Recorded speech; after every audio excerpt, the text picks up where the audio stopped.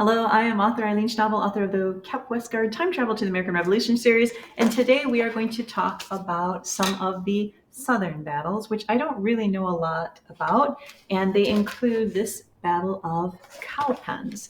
So this amazing artwork is from a guy named John Troini, and he has a series of books, and his art is amazing. I did some research on him. He actually dresses people up, so he hires people. They are dressed up in the historically accurate costumes, and he has all kinds of accoutrements that would be historically accurate. I would love to see his collection. So Don Troini, if you're out there, I would love to see all of that amazing historical costuming that you have. But anyway, so this was on the Battle of Cowpens. So let's read our first question, which is the Battle of Cowpens was a disaster for the British. In what colony did the battle occur? And while you're thinking which battle, I'll just say it was an enormous, I was just reading about it, disaster. And it says here that in an hour's time, Tarleton, who was the British leader, had lost 75% of his force, a stunning loss approaching a quarter of Lord Cornwallis's Southern army, and that would later affect the Battle of Yorktown. So back to our question, which colony did that famous battle occur in? And that was South Carolina. All right, number 2. The British troops tried to end support for the war in the South by burning homes and crops of patriots. Did this work? Now, the obvious, easiest answer is no, it didn't work because the British don't win. But why didn't the intimidation work? And if you saw the movie The Patriot, which is they take some historical license, which is fine, but it does give you that idea of this just coming in, kind of brutal intimidation.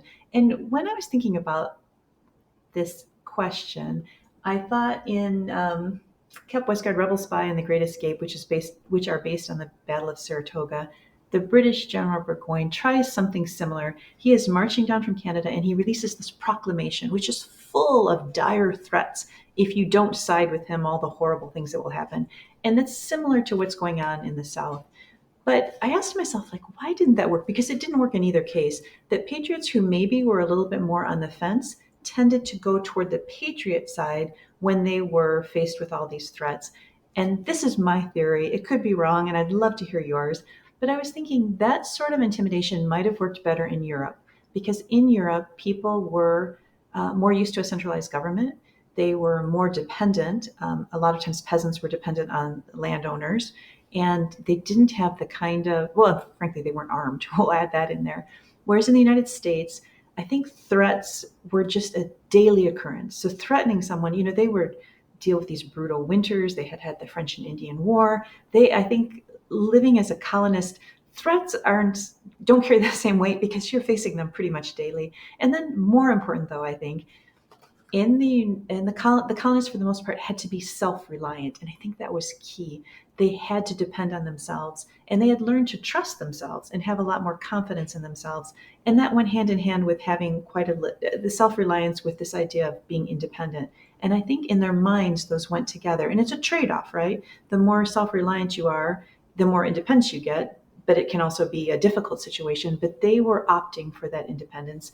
And I think the British vastly underestimated how self-reliant these colonists were and how little they would buckle to the idea of threats and intimidation. And in fact, that it would have an opposite impact. So that's my theory. So the question was, did it work? And the answer is no, it actually increased support, which kind of goes along with what we just said. So anyway, thank you if you listened to all of that. I know that was a little long, but I would love to hear what your theory is. Why did that intimidation not work on the colonists?